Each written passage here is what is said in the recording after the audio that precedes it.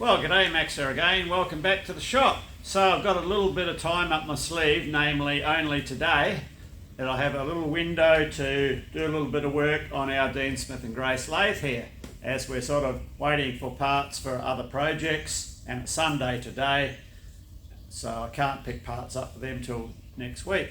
So what I want to do with this today, I was playing around with it off camera a few days ago with regards to the works that we have to do to bring the bed a bit closer to where I want it, and then we did notice an issue with the gap.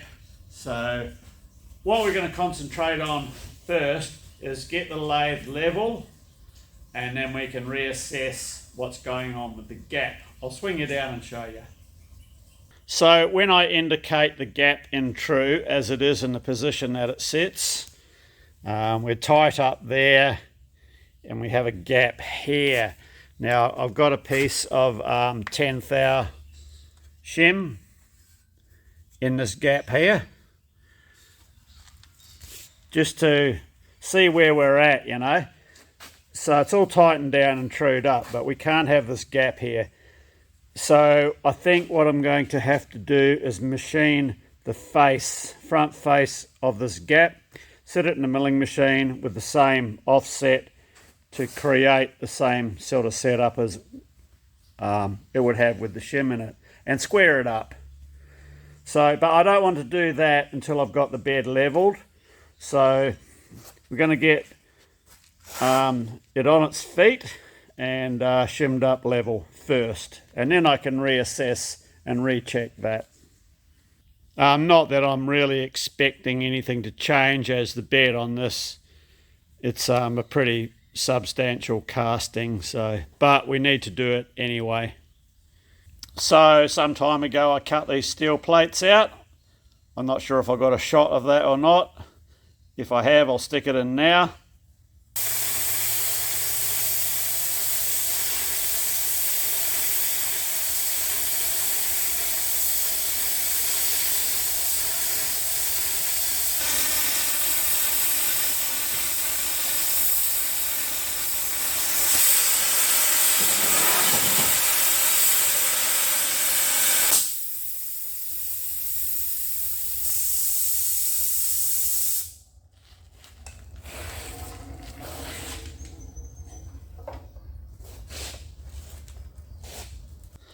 But yeah, these are going to be the feet that the machine sits on. So those long ones there will go crossways, one under that end of the base casting, and the other one will go across where that timber is there. And the smaller ones are for the opposite end of the bed up there. So we need to get this jacked up, these timbers out and these steel plates under. And then we just use shims and shim it level. I thought I cut these too short there for a minute, but then it just dawned on me, these long ones are for the other end, and these shorter ones are for this end. Yeah, it was ages ago when I cut these. So yeah, we'll get our toe jack set up and jack this end up first. And down comes the rain again. It's sort of spring's just started here in Western Australia. And yeah, just got to work your way through it. Can't stop filming every time it rains, you know, the background noise. Get this cover off, and that will allow us access to get our toe jack under.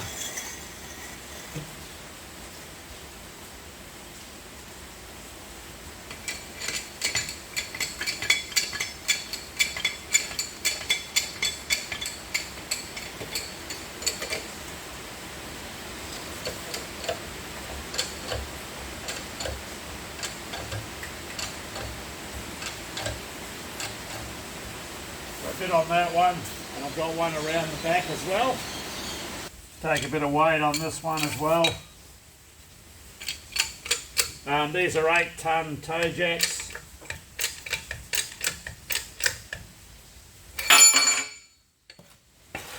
Okay.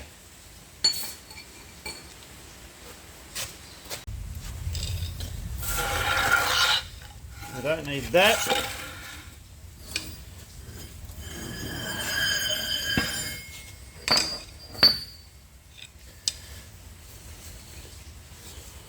Let's give this a clean.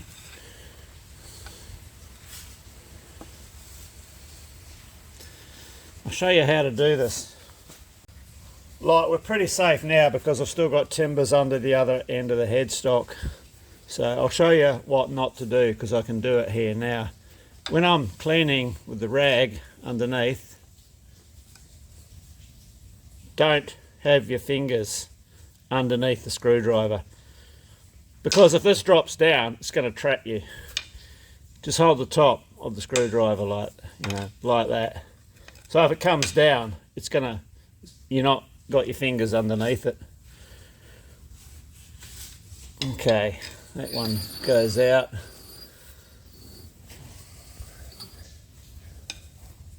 And that one goes in, and we want it flush with this machine pad when we come down. So I'll do the same thing on the other side.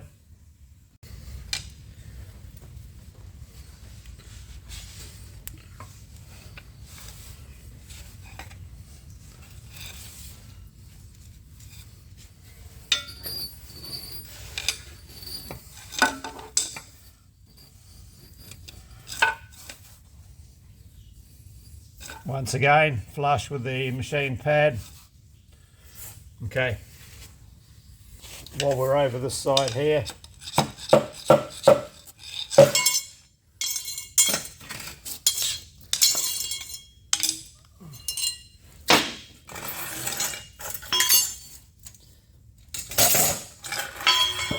the stuff can all come out. Get our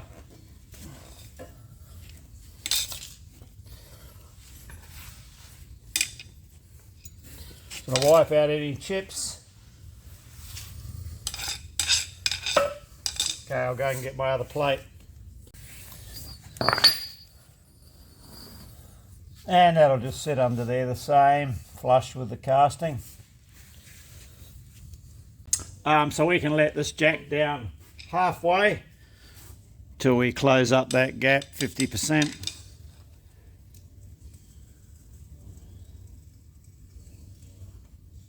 That'll do it. Now we'll go around the other side and do the same.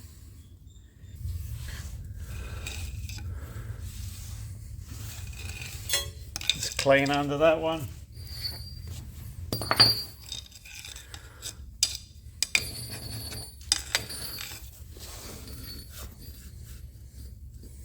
Same deal, flush with the casting. Okay. So this jack we can let down all of the way.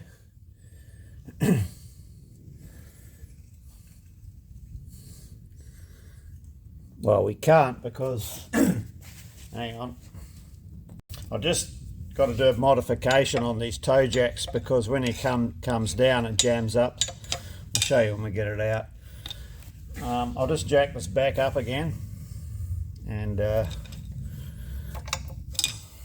show you what I've got to do.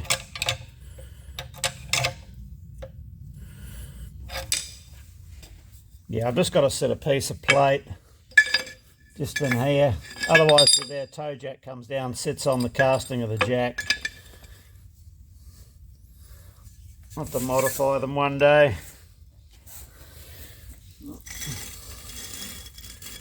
Should be okay now, hopefully. I just got a packer in there to hold it.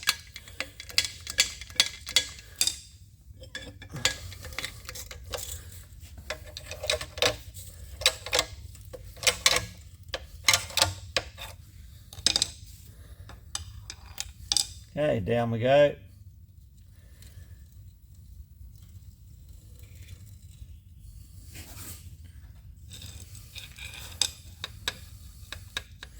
Keep these lined up.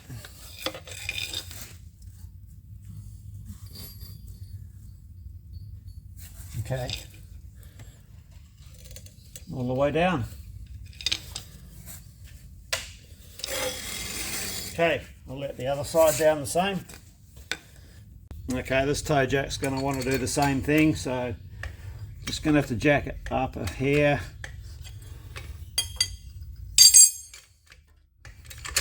Just put a packer under it, that'll do for now. Let it down, put our plate in.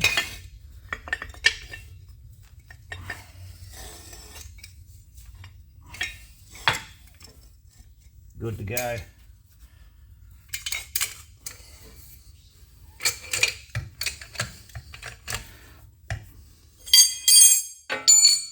Okay, down we go, boom.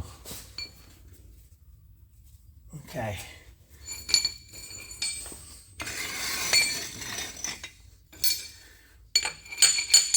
So we got weight on that one, which is what we want.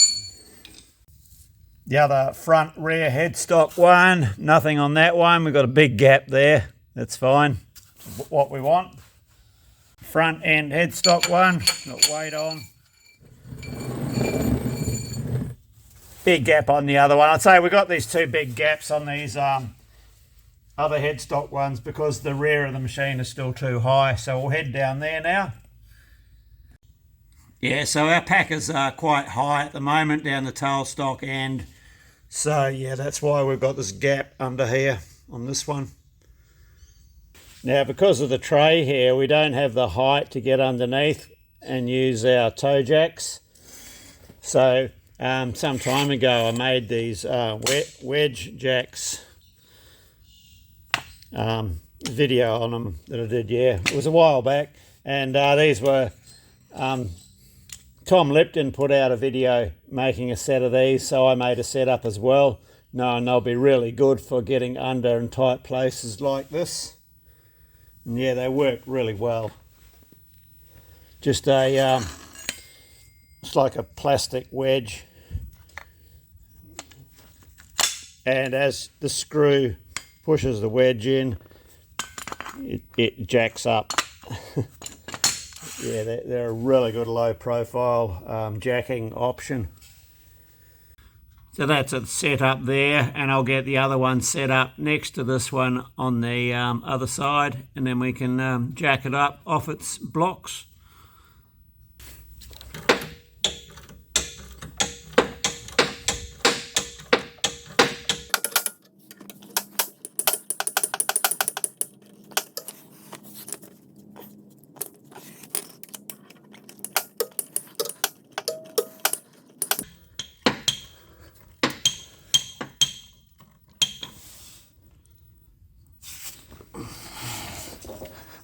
Lie down and reach under there. Now let me do this from the other side.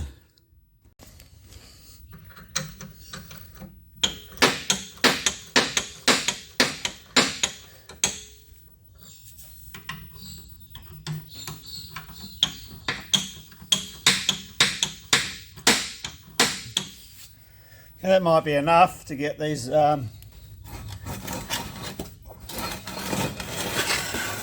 all these packers out.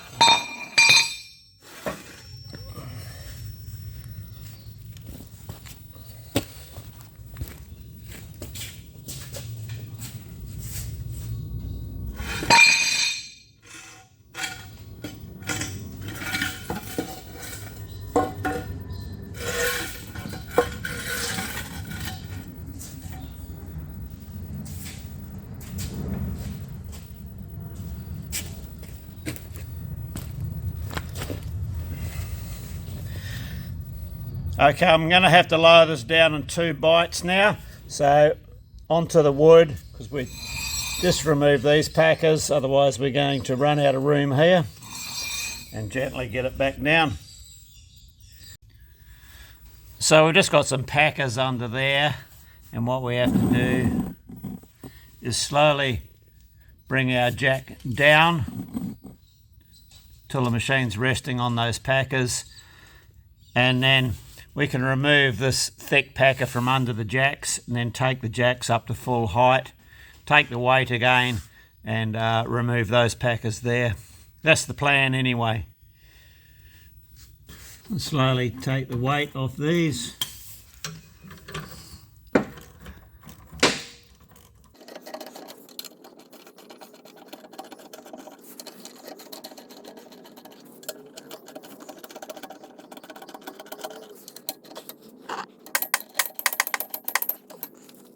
Okay, so we're sitting down on our packers now. You can take the jack out. This will come out. And we'll put the jack up to full extension. Take the weight again. And then we can remove some more of those packers. Slow process, but yeah, it's a good way to do it. If you haven't got a jack, that'll fit in underneath. Okay, we're just about down on our plate there now.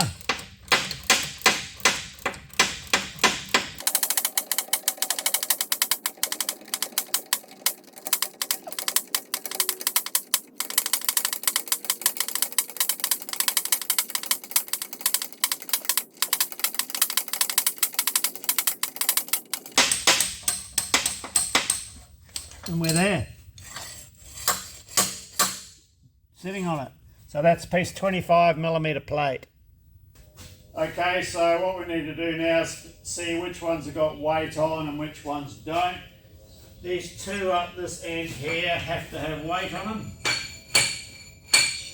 That has.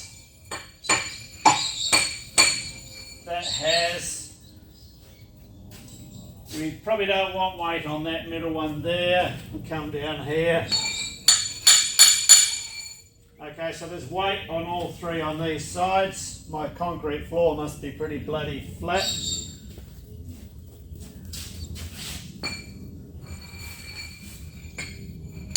Okay, there's nothing on that one, which is fine.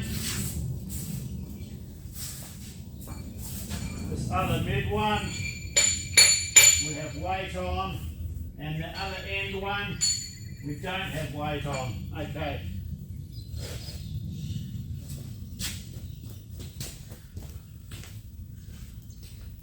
So what we have to do is pick up this end here, and we have to put even shims under this end here, and that will take the weight off this one under here. That's our first stage to levelling.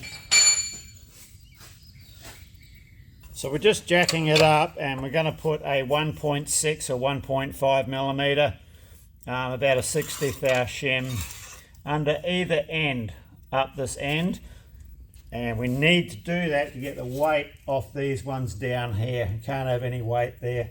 We deal with those ones last. So one under this side, let it back down, and we'll do the same to the rear.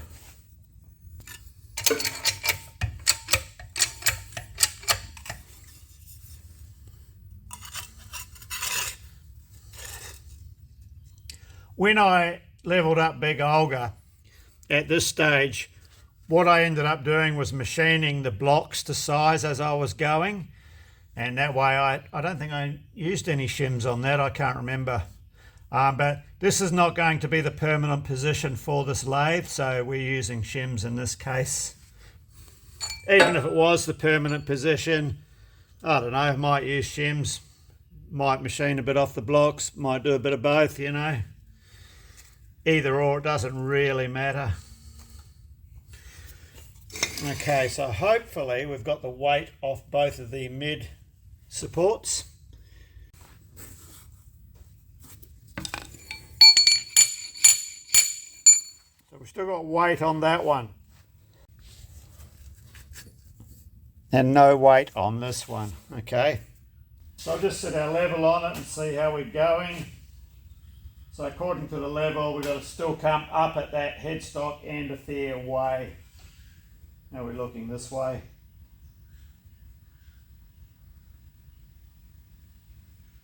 This way here, we've got to come up at the front. So let's get it reasonable that way, and then we'll worry about the other way. So I'll get some more shims under the headstock there. So you can see there we've got to come up a fair way on the headstock. So probably the same amount of shims again. Another wet one outside today. We're in for a fair bit of rain over the next few days, I believe. Oh well.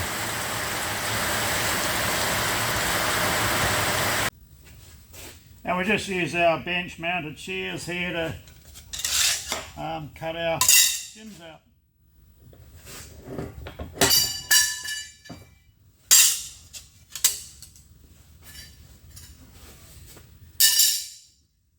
Great little unit this. So we've just been building this one up with different size packers just to bring it up closer to level. And so we're getting there. So we're a lot closer than what we were. So if I try and hold my phone and hold this steady, we turn the level 90 degrees. Okay, you can see the back of the lathe has to come up a fair bit. So we have to shim the rear. Now, we can't take shims out of the front because then that will upset our level this way. Okay, so that rear headstock end will pack up, which is that one there.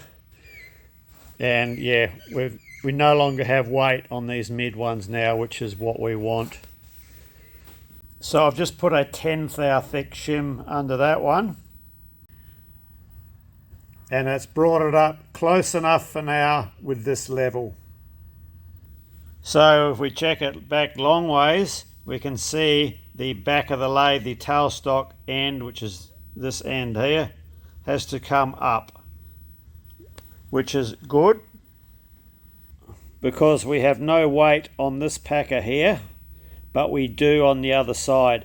So what we'll do is we'll start shimming this one up until we start taking some weight, and then we can pack them both up evenly to bring the tailstock end of the lathe up level. So looking at this loose one here on the tailstock end, we need to get an approximation of what's, well, we know we need thicker than 20 thou.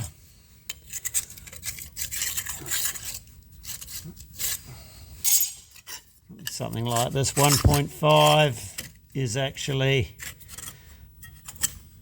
not a bad starting point. So yeah, these 1.5, 60 thou, I'll cut one of these out, and then that'll get us pretty darn close to a position where we put equal shims under this one and the rear one to bring the rear up even. So I've got one of these under there and the other one under there. So we give it a tap test. We know we've got a lot of weight. I've just done the tap test on the other side and it's solid. So we do the tap test here. We're getting a little bit of movement down that end.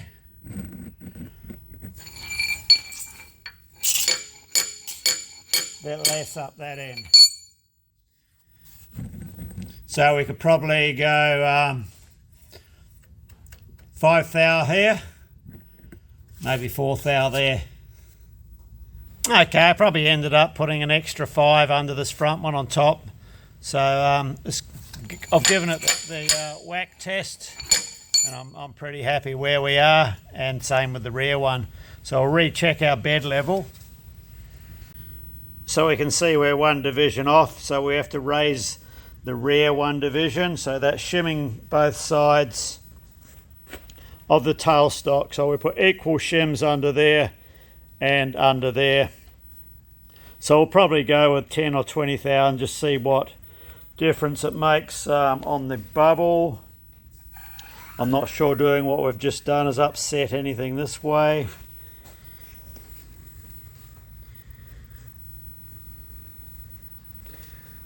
Probably improved it a bit. Pretty good there. We'll just go across to the other side.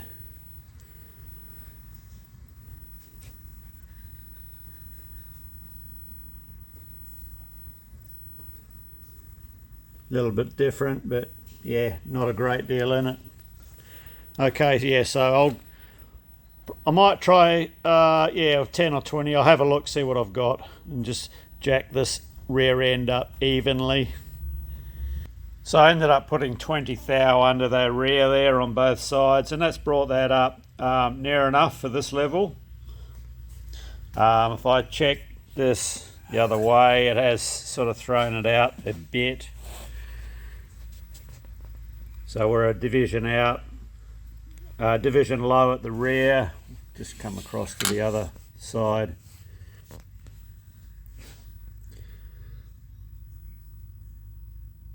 Yeah, a division and a little bit out that way. So the rear of the lathe really has to come up, so I can probably put 10 thou on each, or extra 10 thou down there and an extra 10 thou under the headstock, and see if that improves it. Generally, in the overall scheme of things, a little bit of tilt back, it's neither here nor there realistically.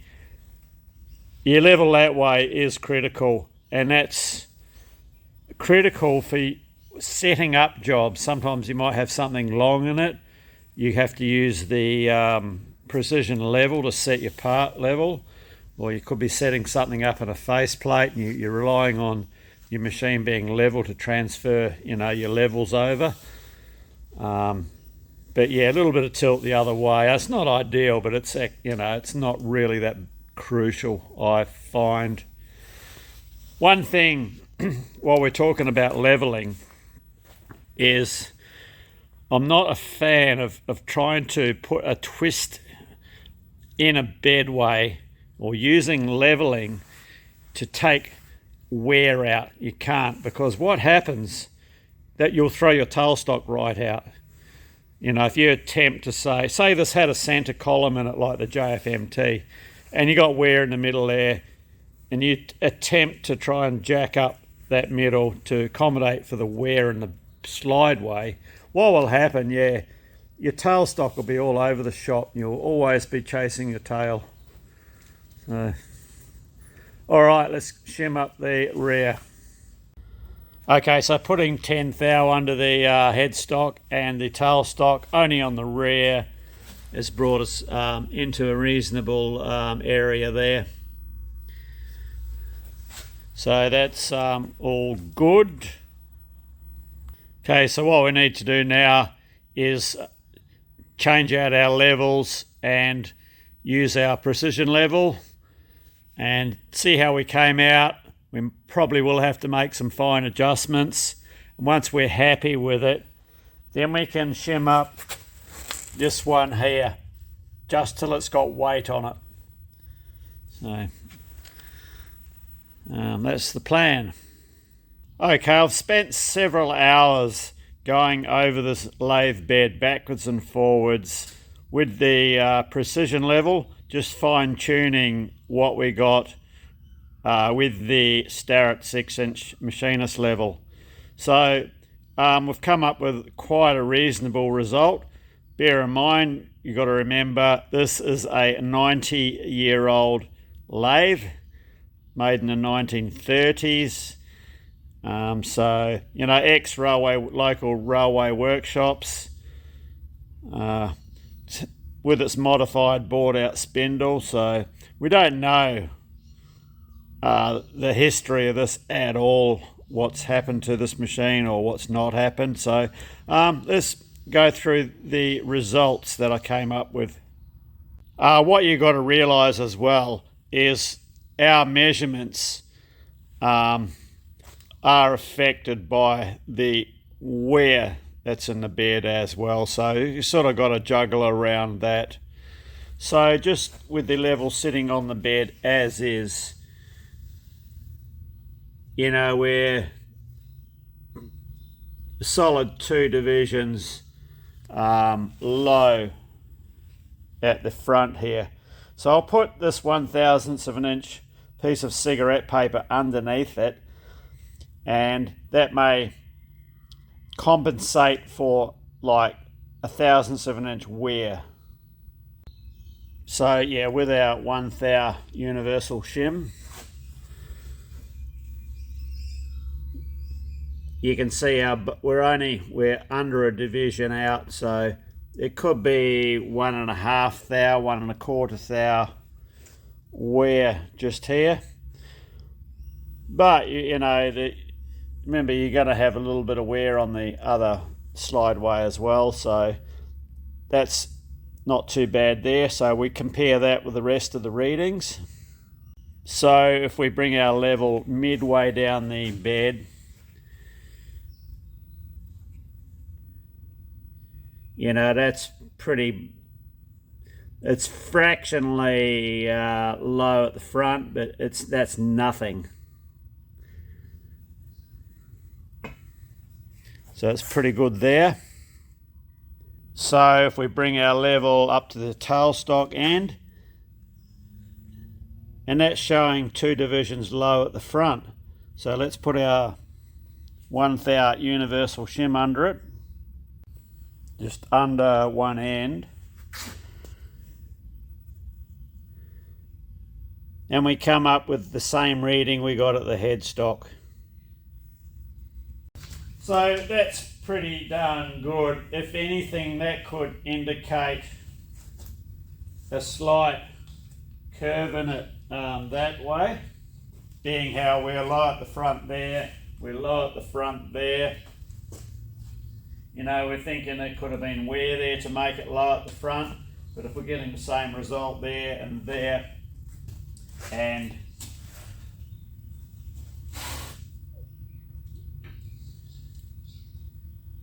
when we're in the middle,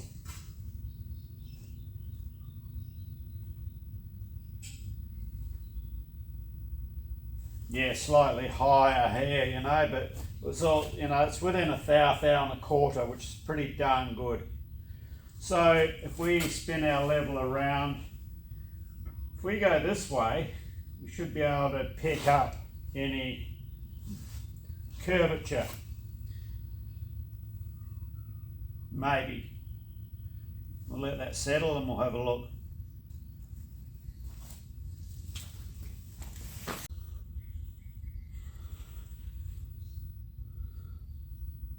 So we're reading a solid division high towards the tailstock end with the level in the middle. And at the tailstock end,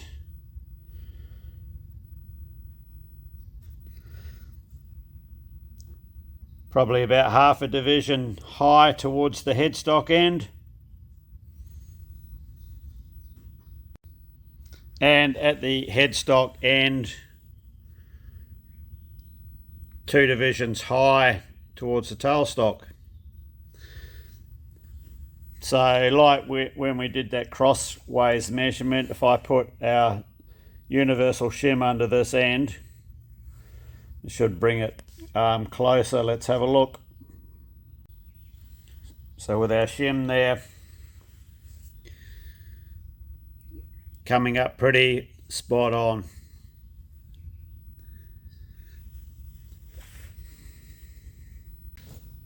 At this stage, I don't think I could improve on that without chasing my tail round in circles.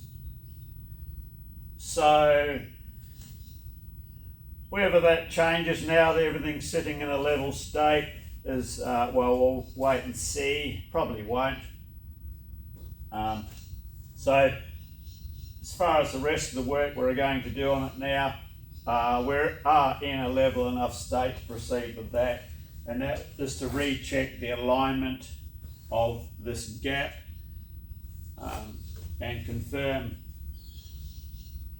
whether we need this shim in now or not. So I'll slacken the gap off, reposition the gap, and we'll get set up to take some dial indicator measurements on the alignment of the gap. And that will confirm whether or not we need to face the front face of the gap over in Big Olga, to, you know, so when it mates up, it's sitting as it should be. So we're just addressing this issue with the gap misalignment now. Now we know our bed's leveled and there's nothing else that can influence this, as we rechecked it beforehand, and we had a 10 thou shim in here, just for our initial checks. So I've done some accurate measurements now, and we now have a 7th hour shim in, and we're getting, our readings are quite acceptable for a gap. So what this means is we're going to have to put this in big auger, set this up.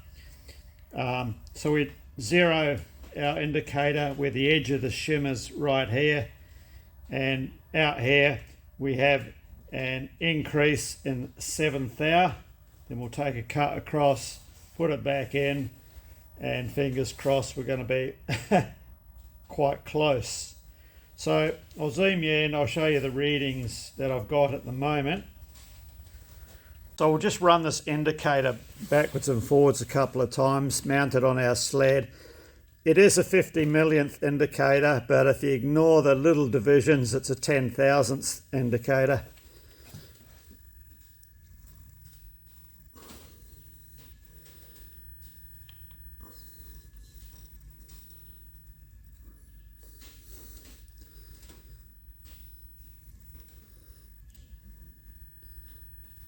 So it's not really that far out, in the scheme of things. Pretty close. It's under a thou anyway.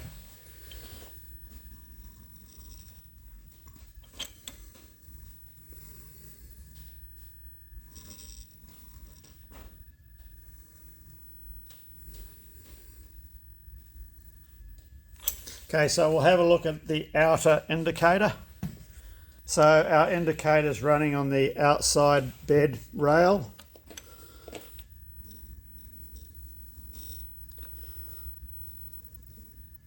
So you can see it's pretty good there. You take into account too, this is a 90-year-old machine. So yeah, that alignment there is not too bad. So yeah, as you can see, we machine a bit off the face. We clock this in correctly. We should be able to eliminate the shims, have this gap mating up against the main bed casting, and we're going to be a lot closer than what we were without the shims. So while we've got the sled set up, let's take a run down the entire length of the bed. So I'll set the camera on the sled and we'll see how we go. We have the sled running on the inside of this way, which I'm using as a master reference, as it ties in with everything and that nothing runs on it, so there's no wear on it. So we're at the tailstock end of the bed, and this is the outer edge of the way. So we'll just run the indicator down the length of it slowly.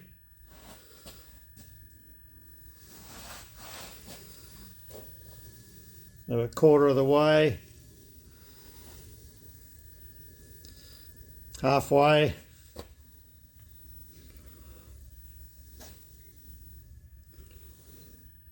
And we're just coming up to the join right here where our gap is. So that's pretty good. So yeah, not too shabby at all for the age of the machine. And but you got to bear in mind too, this outer way here really it only comes into play when you're boring a hole. So we'll check the other side. The other side there's a bit more variation, but that's the working side when you're doing the OD turning. So we'll just work our way down the inner side of the outer way. So we're at the tailstock end. Pretty good along here, as most lathes are. It's not till we get about halfway along about here, you see it start to drop off where all of the wear occurs.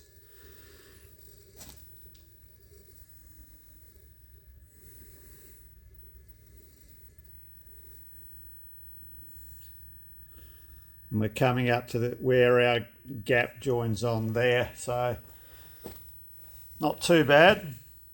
Bit in it, but so yeah, she's pretty good here till about halfway along when that drop off occurs. It's from here to the rest of it. So, but between there and there, there's a bit in it, but it's not as bad as what it looks. The carriage gib strip that runs on this surface is 700 millimeters wide. So that carriage gib is about, I've got a tape measure here.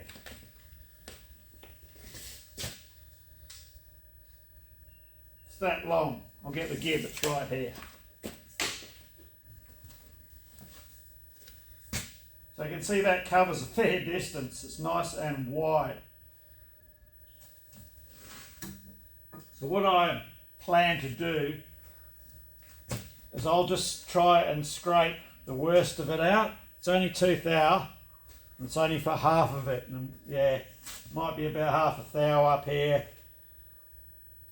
I was gonna get a grinding stone and take the bulk out with a grinding stone on the sled, but for that amount, problem is getting a stone long enough without having to do it in 2 goes, So the stone is not deep enough. I could actually rough part of it out with a stone and then scrape the bottom half in. Don't know, let me think about it. But yeah, we've just got a bit to come off this inner way, and she's really good. The tailstock ways are good, nothing to do with them. As it runs between these two here, nothing runs on this edge. So these two are your critical ones. A little bit here, tops, and here. Right, so let's get this gap out. We'll head over to Olga and get it set up and machine a bit off the face. Here's a picture if you're interested on the underside of my sled. It's just a pallet that I made up, a fixed string pallet. I made this up years ago, and I've just got these 2 pivoting blocks. I'll give you a close-up of the pivoting blocks. It's just one of your engineering plastics I have on a bush and just nip down with a bolt. That way it can find its own home. It's very similar to tough knoll. In fact, at first glance you think it was tough knoll until you had a close-up look at it, and you wouldn't see the fibres. But I prefer to go this way rather than a ball bearing mounted on a stud, because it gives a wider area to pick up, and it's not going to give the same amount of variation over the tiniest little pinpoint dink in the material you're running on as what a ball bearing would. So this will bridge any little deviations, but a ball bearing will pick up on everything. So our clamping arrangement is just clamped through the clamping holes that are already on the gap. So it was quite simple, nothing too over the top there. And as we're only taking off 7 thou, 1 at each end will be fine. So we start indicating from this point here where this mark is, as that's as far as the shims were pushed in when we had it bolted up in the lathe. If we go start here, we're going to be getting an incorrect reading. Just due to the position of the light, you're not going cross-eyed, but on the needle there you'll see the shadow. If I move the light so that doesn't happen, it throws a shadow over the part. So we'll just run this along and check our reading at the other end.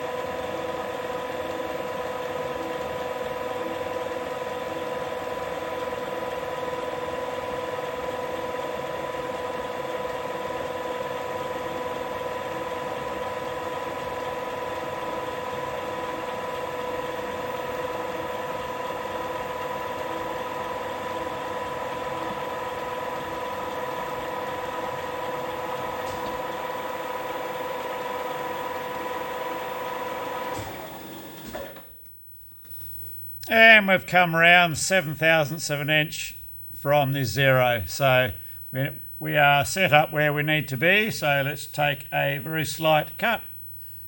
Just going to do a squareness check. So I'll unlock the knee and that indicator will move.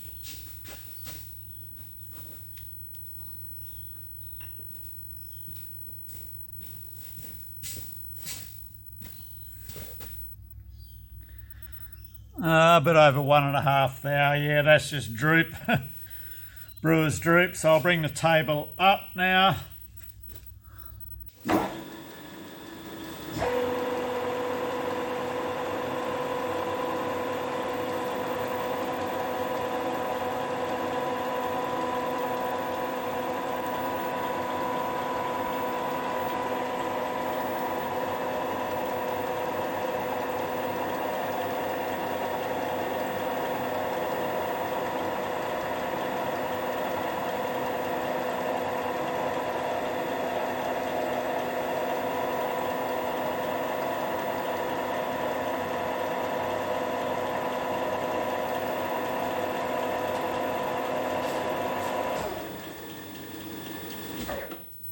Relock the knee.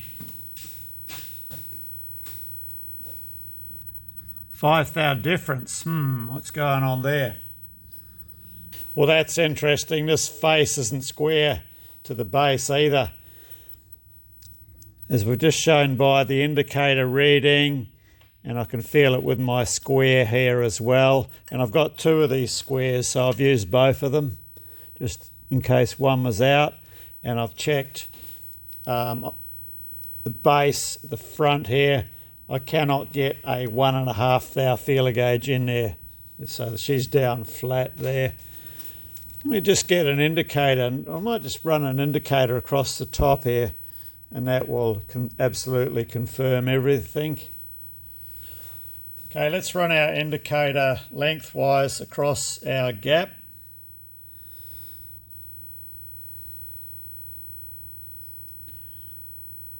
Okay, we're getting the same sort of amount, 5 thou. Okay.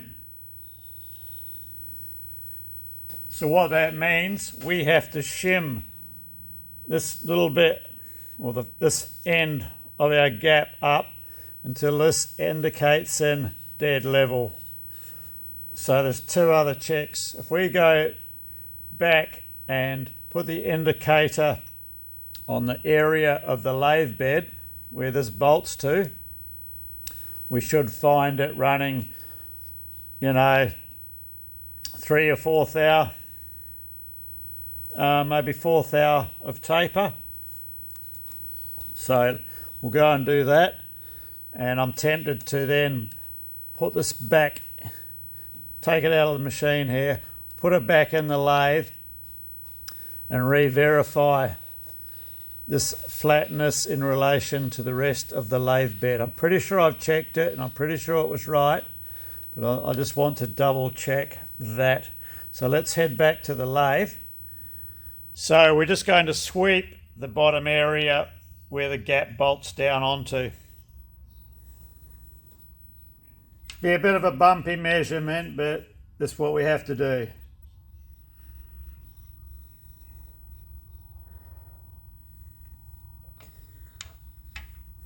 What did I say? 4 to 5 thou. We got 4 thou. Okay, that explains it. Hardly a drama. So the funny thing is, with this angle, how we picked up the angle along there. A few weeks ago, I did throw the level back on the JFMT just to check it, and it was fine. I didn't have to do anything.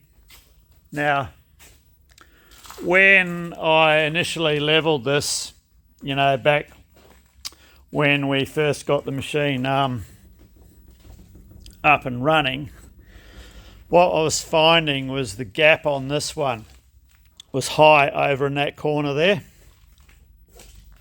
So a few weeks back I had the gap out and I scraped it all down so it's reading in the same plane as the other way. So this one's all good, but what surprised me with this one, in that same area where it bolts down there, this had something like 20, well, nearly half a millimetre from there to there, angled back.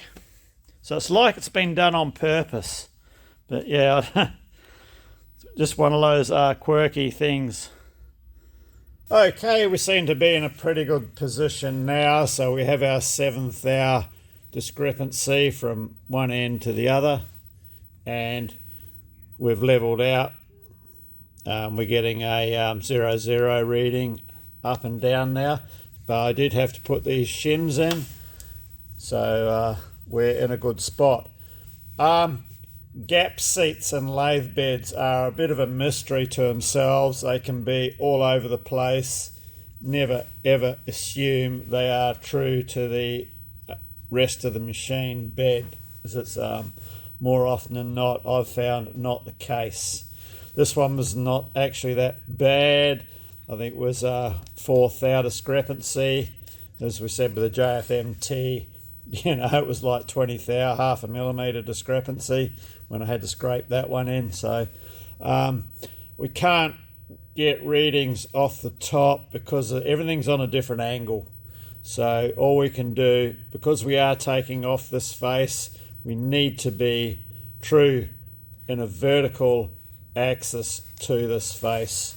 And then of course, with our little 7th hour discrepancy included in that. So yeah, we're inside 1/1000th of an inch. That's combined measurements on our face and including machine discrepancies. On a large machine like this, you do, it's not unusual to get a half-hour shift here and there. So, right, we will take our cut. So I'm going to roll this through into cuts. Yeah, 7th hour, we will take off this end down to nothing at the other end. So we'll just roll it through in 2 cuts. Just so our last cut is an even cut, not a large tapered cut over the whole face. So we're just going to run our cutter on 250 RPM and our feed, we'll put that on, I think, 160 millimetres a minute, and we'll see how it rolls.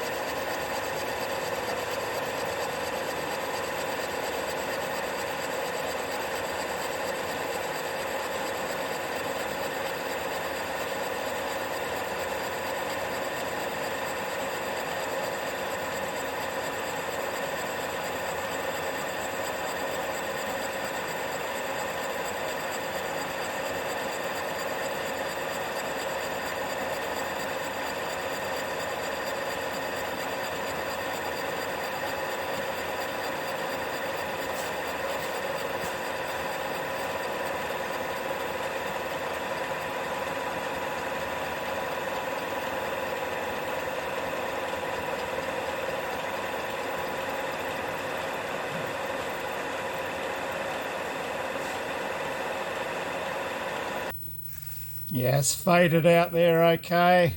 Okay, we'll bring her in now to our full depth. I'll go 1/8 of an inch.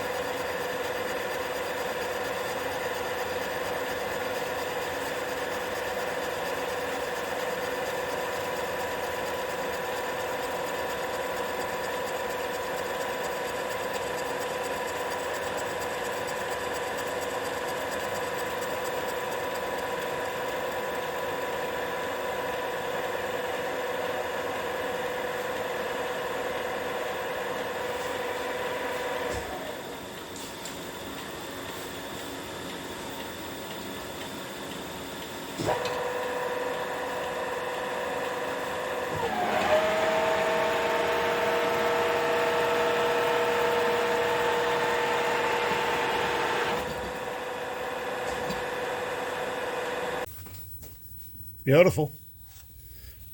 Okay, all we can do now is set this back in and see how we went. But if you've played with this sort of thing before, you'll understand all of the contradicting measurements you're going to get. Okay, she's back in and tightened up and clocked in as far as I'm going to clock it in. I think we've had a good win. We've lost our gap there now. You can see the oil that I've put in between the faces oozing up all the way.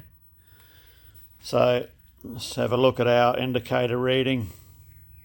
Okay, we're just running along the bed. A little bit of variation.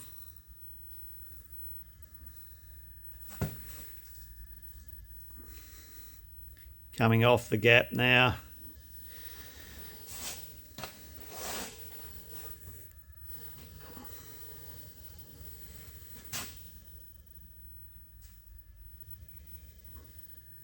So yeah, there's not much more we can do that way with it. So at least it's reading parallel now on that gap. So running on the inside of the outer way, a little bit more discrepancy. We're just running along the way there. Coming up to the gap. Okay, we're on the gap there. And see it's increasing.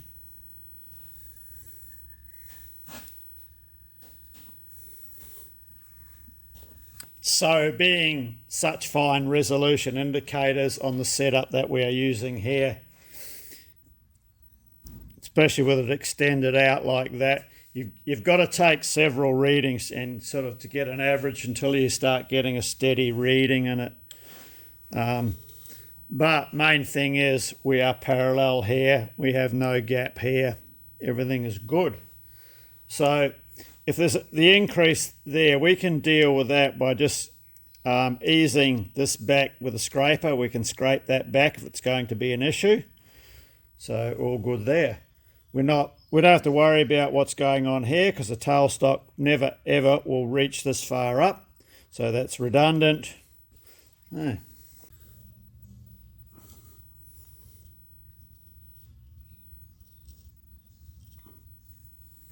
Okay, that's the rear one. There's not much we can do with that. Yeah, front one's a bit different. So we come along, we're on a pretty constant 0.